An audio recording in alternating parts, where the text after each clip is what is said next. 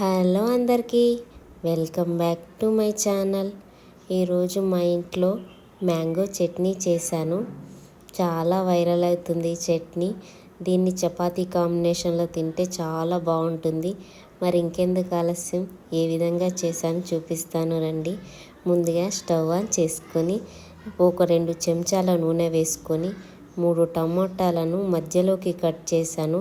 ఒక కచ్చా మ్యాంగో తీసుకొని 2 ముక్కలుగా కట్ చేసుకొని బోర్లా వేసుకొని 3 మిర్చీలను కట్ చేసుకొని వేసుకున్నాను. వీటిని బాగా మగ్గిన తర్వాత 2 వైపులా మగ్గించుకొని ఇందులోనే 5 వెల్లుల్లి రెబ్బలు వేసి పూర్తిగా మగ్గిన తర్వాత మ్యాంగో నుంచి ఇట్లా మగ్గిన తర్వాత అందులో నుంచి గుజ్జు తీసి ఒక మిక్సీ జార్లో టమాటాలు, పచ్చిమిర్చి, వెల్లుల్లి, ఉప్పు, కారం వేసుకొని కొద్దిగా పసుపు వేసుకొని మిక్సీ పట్టుకొని మీద నుంచి కొద్దిగా కొత్తిమీర, సన్నగా తరిగిన ఉల్లిపాయ వేసుకుంటే యమ్మీ మ్యాంగో చట్నీ రెడీ అయిపోతుంది.